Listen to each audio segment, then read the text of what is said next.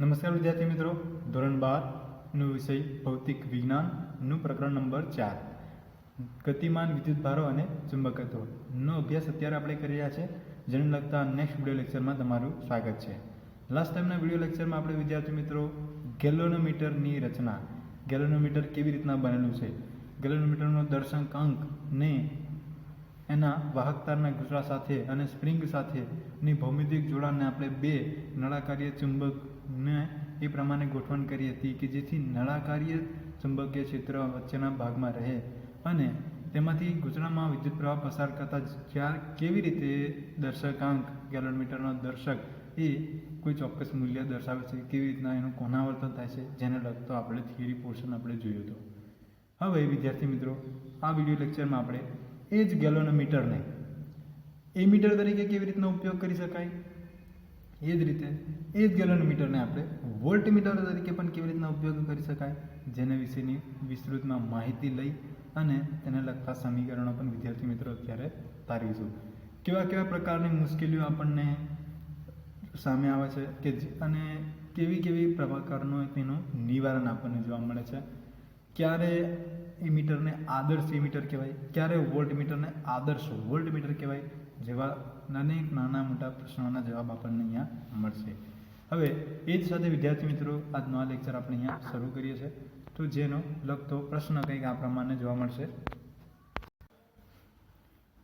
તો વિદ્યાર્થી મિત્રો, ગેલ્વેનોમીટરનો એમીટર તરીકે ઉપયોગ, જેનો પ્રશ્ન કંઈક આ પ્રમાણે હોઈ શકે છે.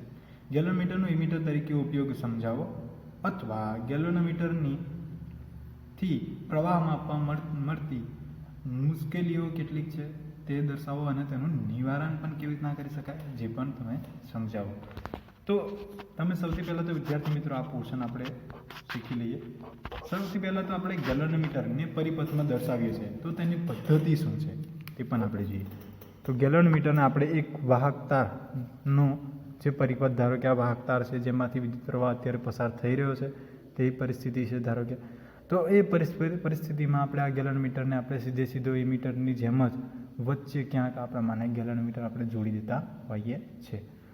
અને આ ગેલ્વેનોમીટરને આપણે આ પ્રમાણે જે તે પરિપથમાં તમે સંજ્ઞા જોઈ હશે, પરંતુ એની વાસ્તવિકતા શું છે? આ ગેલ્વેનોમીટરને પણ પોતાનો એક થોડોક અવરોધ હોય છે, જેનો કોઇલ બનાવેલી હોય, એ કોઇલનો પોતાનો અવરોધ હોય છે, જેથી આપણે એ અવરોધને પણ અહીંયા એકચ્યુઅલી ખરેખર નાનો દર્શાવવો જોઈએ. સમજૂતી માટે આપણને જરૂર છે, જેથી અત્યારે હું દર્શાવું છું ગેલ્વેનોમીટરનો અવરોધ. તો આખી આ જે રચના છે પૂરેપૂરી, એ જ આપણું શું છે? ગેલ્વેનોમીટર છે. આખી રચના જે છે એ આપણું પૂરેપૂરું શું છે? ગેલ્વેનોમીટર તરીકે વર્તે છે.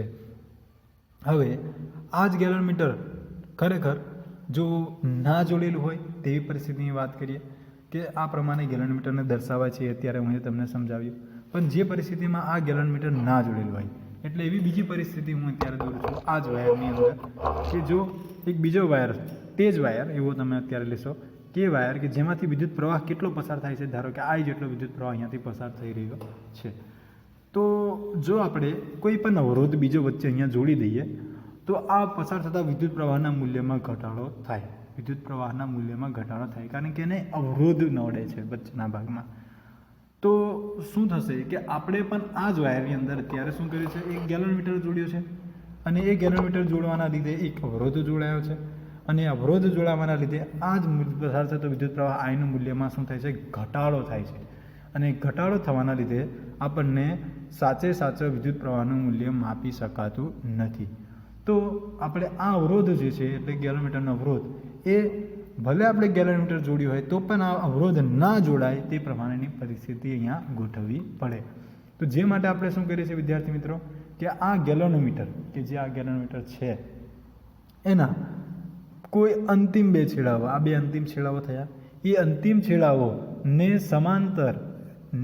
સમાંતર આપણે એક બીજો અવરોધ જોડી દઈએ છીએ, એક બીજો અવરોધ જોડીએ છીએ, જેને આપણે કહીએ છીએ શન્ટ અવરોધ, એટલે કે સ્મોલ RS વડે દર્શાવતા હોઈએ છીએ.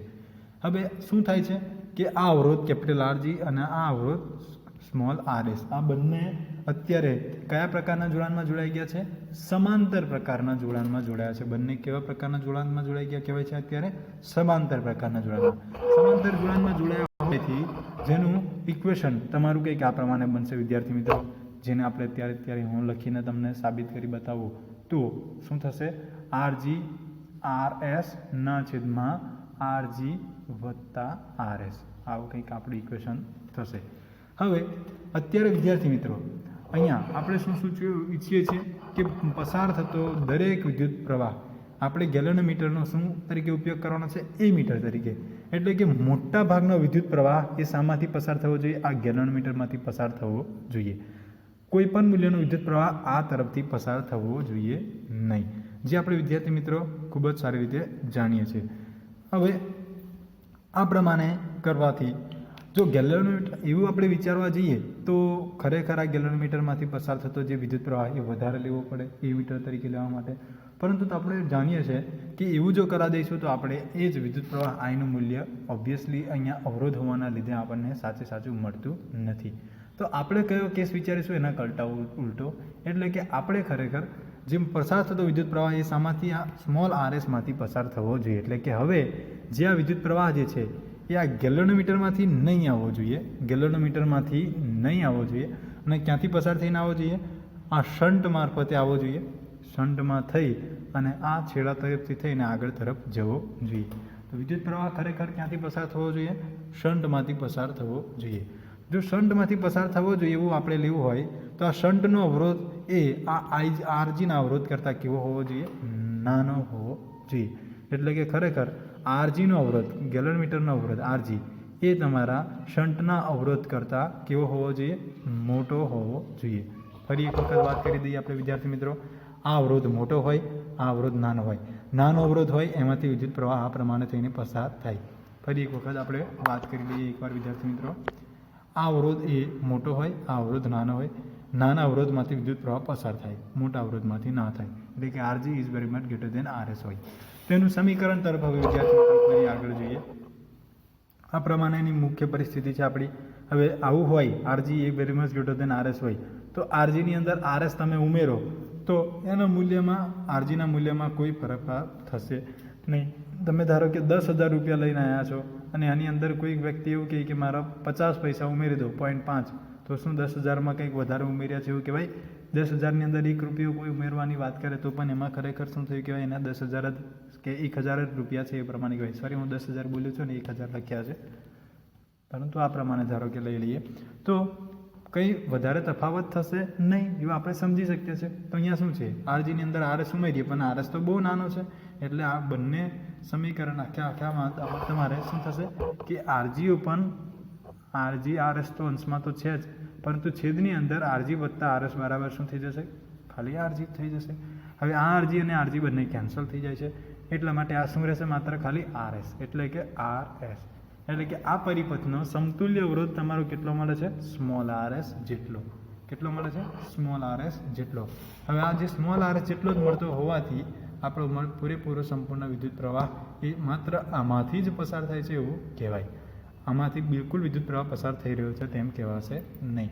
તો જે પ્રમાણે આપણે અહીંયા આખી રચના આપણે બનાવીએ છીએ અને જે રીતે આપણે આ ગેલોનોમીટરનો મીટર તરીકે ઉપયોગ કરતા હોઈએ છીએ, તો જે આખી અહીંયા જે વિદ્યાર્થી મિત્રો આપણી રચના બને છે, કઈ રચના કે જેમાં આ ઉપરનું આખું ગેલોનોમીટર આવી જાય અને અહીંયા નીચેનો જે છે શન્ટ અવરોધ ત્યાં સુધીનો આવી જાય. તો આખું આ પોર્શન, તો આખું આ જે પોર્શન બન્યું છે આપણે ચોરસ બોક્સમાં દોર્યું છે એ તમારું શું તરીકે વર્તે છે, મીટર તરીકે વર્તે છે. તો આ પ્રમાણે આપણે વિદ્યાર્થી મિત્રો આ ગેલોનોમીટરનો મીટર તરીકે ઉપયોગ કરી શકીએ છીએ. તો જેની રચનાકૃતિ તમને વિદ્યાર્થી મિત્રો કંઈક અમારા પાઠ્યપુસ્તકમાં કંઈક આ પ્રમાણે આટલી દર્શાવેલી હશે. જરૂરી પરિબળો જેમ કે વિદ્યુત પ્રવાહની દિશા ના આવે તેવું મેં માત્ર તમને સમજૂતી માટે અહીંયા દર્શાવ્યું છે. તે જ રીતે વિદ્યાર્થી મિત્રો આપણે ગેલોનોમીટર મીટરની આપણે સમય દીધતા પણ અને એને લગતા સૂત્રો પણ તમને હું દર્શાવીશ. હવે તમે જોઈ શકો છો વિદ્યાર્થી મિત્રો કે આ થિયરીના આપણે હવે થિયરીનો પોર્શન જોઈએ. ગેલોનોમીટરને વિદ્યુત પ્રવાહ માપવા માટે સીધું જ જોડવાથી કેટલીક મુશ્કેલીઓ નડે છે, અને જે મુશ્કેલીઓ ગેલોનોમીટરનો ખૂબ જ સંવેદનશીલ સાધન છે, ખૂબ જ સંવેદનશીલ છે. ખૂબ જ નાનો વિદ્યુત પ્રવાહ હોય ને તો પણ આમ થઈ જાય, ખૂબ જ નાનો વિદ્યુત પ્રવાહ હોય ને તો પણ એનું આમ દર્શાવવા લાગે. તો એ ખૂબ જ નાનો એટલે માઇક્રો મીટરનો વિદ્યુત પ્રવાહ હોય ને તો પણ આમ દર્શાવવા શરૂ કરે છે, એટલે કે માઇક્રોમીટરના ક્રમના પ્રવાહ માટે પણ પૂર્ણ સ્કેલ આવર્તન દર્શાવે છે. વિદ્યુત પ્રવાહ માપવા માટે ગેલનોમીટરને આપણે સીધું શ્રેણીમાં જોડવું પડે. આમ કરતાં પરિપથમાં વિદ્યુત પ્રવાહ અવરોધ વધે છે. શું કહેવાય, ખરેખર ગેલનોમીટરનો અવરોધ જોડાય એટલા માટે અવરોધ વધે છે, જેથી મૂળ પ્રવાહ માપી શકાતો નથી. અને જેથી આપણે નિવારણ શું કરીએ છીએ કે સ્મોલ RSને આપણે જોડીએ છીએ. તો જેનો મેન આકૃતિ કંઈક આપણી આવી હતી કે RG તો RG અવરોધની ગેલનોમીટરની સાથે RG અવરોધ આપણે આ પ્રમાણે કંઈક અહીંયા જોડ્યો છે. અને તે જ રીતે તમે વિદ્યાર્થી મિત્રો ત્યાર પછી જે તે RSને અવરોધ આપણે સમાંતરમાં જોડી અને એ મીટરની રચના કંઈક આ પ્રમાણેની વિદ્યાર્થી મિત્રો બતાવી છે તમને હું. અને નિવારણ માટે આપણે RS જોડ્યો છે, જેના વિશે અહીંયા લખાણ દઈશું. તો ગેલનોમીટરને સમાંતર RS એટલે કે શન્ટ જોડવામાં આવે છે. શન્ટ RSને એ ગેલનોમીટરના અવરોધ RG કરતાં ખૂબ ઓછો હોય કે જેથી મોટાભાગનો વિદ્યુત પ્રવાહ ક્યાંથી પસાર થાય, નીચે તરફના એટલે કે શન્ટમાંથી પસાર થઈ જાય છે. સંયુક્ત અવસ્થાનો અવરોધ RS upon RG plus RS થાય. RG ગ્રેટર દેન RS હોવાથી છેદમાં RS અવગણતા RG RS upon RG એવું થશે. RG કેન્સલ થઈ જાય એટલે મૂળ પરિપથનો અવરોધ કેટલો મળશે આપણને, સ્મોલ RS જેટલો મળશે. RSનું મૂલ્ય નાનું હોવાથી મૂળ પ્રવાહ બદલાતો નથી. શન્ટનું સમીકરણ RS is equal to IG RS RG upon I minus IG. આ સમીકરણ જે તે શન્ટનું સમીકરણ, શન્ટના અવરોધનું સમીકરણ આપણને મળે છે. એવું કહેવાય પ્રવાહ કેટલા મૂલ્યનો શન્ટ અવરોધ તમારે લેવો પડે, કેટલા મૂલ્યનો શન્ટ અવરોધ તમારે જોડવો પડે, જેના વિશેની આ માહિતી છે. પ્રવાહ સંવેદિતા phi upon I is equal to NAB upon K સમીકરણ પ્રમાણે આપણને પ્રવાહ સંવેદિતા મળે છે. એ મીટરનો આપણે કેવો અવરોધ લેવો પડે, ખૂબ જ નાનો અથવા તો શૂન્ય જેટલો. ખરેખર ક્યારે શૂન્ય ના હોય, પરંતુ શૂન્ય અવરોધ કોઈ પણ વાહકનો હોય નહીં. તો જેથી આપણે એને એવી મીટર આપણે બનાવી જ ન શકીએ કે જેનો શૂન્ય અવરોધ હોય, જેથી એને આપણે કહીશું આદર્શ મીટર, કે જે આપણે શક્ય નથી. તો આદર્શ મીટરનો અવરોધ કેવો હોય છે, શૂન્ય હોય છે. ત્યાર પછી જે વિદ્યાર્થી મિત્રો ગેલનોમીટરનો વોલ્ટમીટર તરીકે ઉપયોગ. તો આ જ ગેલનોમીટરનો આપણે વોલ્ટમીટર તરીકે પણ ઉપયોગ કરી શકીએ છીએ વિદ્યાર્થી મિત્રો, અને જે માટેની પણ આપણે રચના કરતી વિદ્યાર્થી મિત્રો આગળ હવે જોઈએ. તો હવે વિદ્યાર્થી મિત્રો આપણે જે વોલ્ટમીટર ગેલનોમીટર દર્શાવતા હતા એ વાહક તારની અંદર આપણે આ પ્રમાણે કંઈક ગેલનોમીટર દર્શાવી દેતા હતા. અને એ ગેલનોમીટરની સાથે એનો પોતાનો અવરોધ હોય છે, એટલે કે RG હોય છે, જેના વિશે આપણે અત્યારે વિદ્યાર્થી મિત્રો શીખી ચૂક્યા છે. હવે આપણને ખબર છે કે જો કોઈ પણ વાહક તારમાંથી વિદ્યુત પ્રવાહ પસાર થઈ રહ્યો હોય અને એના કોઈ બે છેડાઓ, ધારો કે એક વાહક તાર, આઈ હોપ કે તમને દેખાઈ રહ્યું છે, આ વાહક તાર કે જે વાહક તારમાંથી અત્યારે વિદ્યુત પ્રવાહ પસાર થઈ રહ્યો છે, અને એ વિદ્યુત પ્રવાહ પસાર થઈ રહ્યો છે, તો એના આ છેડો અને આ છેડો, આ બંને છેડાઓને અત્યારે હું નામ આપી દઉં છું. આ છેડાના A નામ આપી દઉં છું, આ છેડાનું નામ આપી દઉં છું B. તો આ છેડાનું વિદ્યુત સ્થિતિમાન કંઈક V હશે, આ છેડાનું વિદ્યુત સ્થિતિમાન કંઈક VB હશે. તો આ બે છેડાના વિદ્યુત સ્થિતિમાનનો તફાવત આપણે અત્યારે વિદ્યાર્થી મિત્રો માપવો છે. તો એવું કરવા માટે આપણે શું કરીશું કે આમાં સીધું આના વચ્ચે ખરેખર આપણે વોલ્ટમીટર અહીંયા જોડી દઈએ છીએ, અને સીધે વિદ્યુત સ્થિતિમાનનો આપણને તફાવત મળી જતો હોય છે. અને એ વિદ્યુત સ્થિતિમાનનો તફાવત V જે આપણને મળે છે એ ખરેખર કોના બરાબર થશે, VB માઇનસ VA. એવું કે VA માઇનસ VB આપણે જે તે ઓલરેડી બીજા જ પ્રકરણમાં શીખી ગયા છે, એટલા માટે અત્યારે તમે સમજો છો, તો વધુ વિગતમાં હું સમજાવતો નથી. હવે આ પ્રમાણે વોલ્ટમીટરનો વોલ્ટેજ આપણને આ બે બિંદુઓ A અને B બિંદુઓ વચ્ચે આપણને જોવા મળતો હોય છે. હવે જો વોલ્ટમીટર જોડીએ તો આ પ્રમાણે મળે, પણ શું મારે ગેલનોમીટરને આ પરિપથમાં જોડવું હોય તો મારે કેવી રીતના જોડવું પડે, જેના વિશે પણ આપણે વિદ્યાર્થી મિત્રો હવે આગળ વધીશું, જોઈશું. તો જે માટે આપણે વિદ્યાર્થી મિત્રો આ ગેલનોમીટરને આ A અને B છેડા વચ્ચે સમાંતરમાં જોડવા પડતા હોય છે. તો અત્યારે હું વિદ્યાર્થી મિત્રો આ છેડા સાથે અહીંયા જોડી દઉં છું. આ થોડું પોર્શન હું તમને દેખાય એ પ્રમાણે એક સાઈડથી દોરું છું, કારણ કે મને વધુ જરૂર રહેશે. RG તો B છેડા તરફ આ તરફનો છેડો અને ગેલનોમીટરનો આ તરફનો છેડો મારે એ છેડા તરફ જોડવો પડે. તો આપણે આ ગેલનોમીટરને હવે કયા પ્રકારના જોડાણમાં જોડ્યું છે, સમાંતરમાં. જ્યારે એ મીટર બનાવવાનું હતું ત્યારે કેવા પ્રકારના જોડાણમાં જોડ્યું હતું, આપણે શ્રેણીમાં જોડાણ કરેલું હતું. હવે આ સમાંતરમાં આપણે ગેલનોમીટરને જોડ્યું છે, પરંતુ તમે જોઈ શકો છો ગેલનોમીટરનો અવરોધ એ ખૂબ ઓછા મૂલ્યનો હોય. એનો ઓછા મૂલ્યનો હોય એનો મતલબ મેં તમને એવું કહેવા માગું છું કે અહીંયાથી મૂળ જે વિદ્યુત પ્રવાહ આવતો હતો એમાંનો કેટલોક વિદ્યુત પ્રવાહ આ તરફ જાય અને કેટલોક વિદ્યુત પ્રવાહ વિદ્યાર્થી મિત્રો આ તરફ નીચે તરફ આવશે.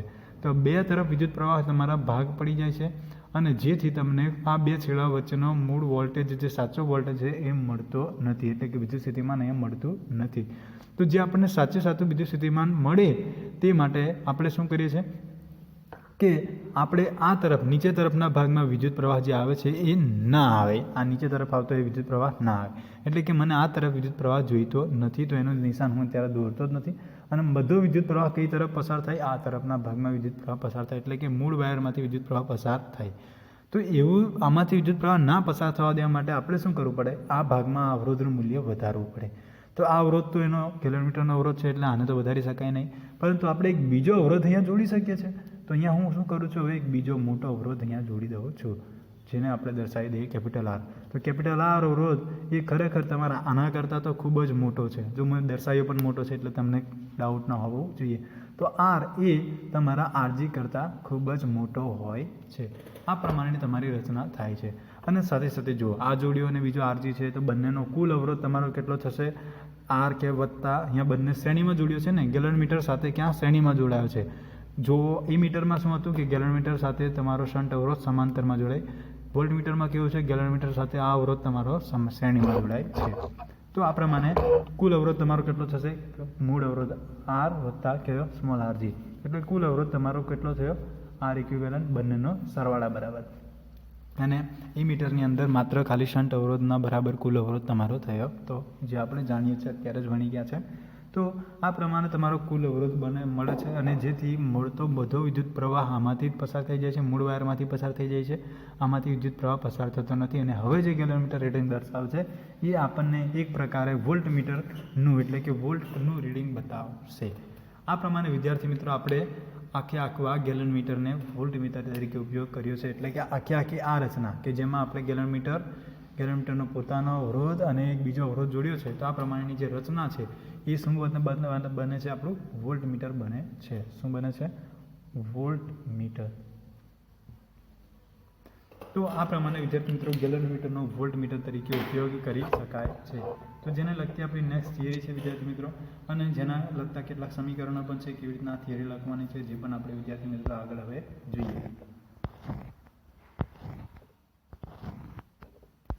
તો ગેલનમીટરનો વોલ્ટમીટર તરીકે ઉપયોગ સમજાવો.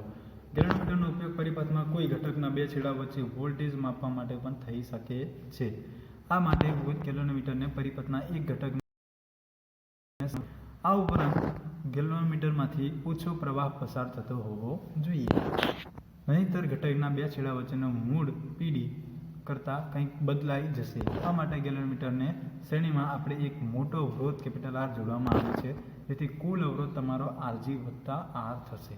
તો જે મૂળ પરિસ્થિતિ ગેલનમીટરની કંઈક આ પ્રમાણે હોય છે, અને જેને આપણે કેપિટલ આર વડે આ પ્રમાણે જોડવાથી એનું આપણે વોલ્ટમીટર બનાવીએ છીએ. એકમ વોલ્ટ દીઠ મળતા આવર્તનને આપણે વોલ્ટમીટરની સંવેદિતતા કહીએ છીએ. એકમ વોલ્ટ દીઠ મળતું આવર્તન φ/V આ પ્રમાણે જોઈએ. હવે φ/I નું ઇક્વેશન આપણે આગળની થિયરીમાં જોયું છે, અને B/Q આને સમીકરણની વિરુદ્ધ બાજુમાં લઈ જઈએ, અને હવે φ/V લાવવાનું છે, એટલા માટે બંને બાજુમાં જમણી તરફ અને ડાબી તરફ V વડે આપણે ભાગાકાર કરીએ. તો I/V = 1/, જોઈ શકો છો.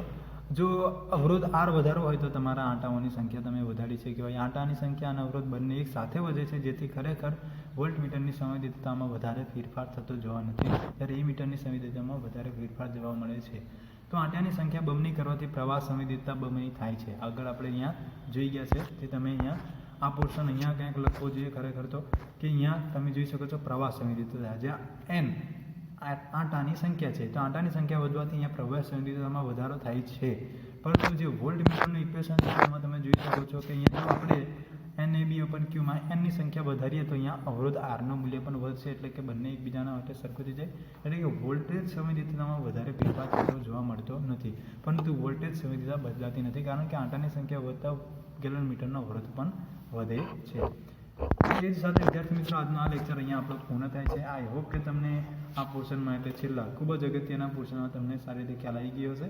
અને ખાસ કહું તો આ બંને થિયરી ખરેખર પ્રાયોગિક રીતે ખૂબ અગત્યની છે, જેને લગતા બે પ્રયોગ છે આપણા ગેલનમીટરના વડે. આપણે મીટર પણ બનાવીશું, ગેલનમીટરનો ઉપયોગ કરીને આપણે વોલ્ટમીટર પણ બનાવવાનું છે પ્રયોગશાળામાં, અને જેના પ્રયોગો પણ છે.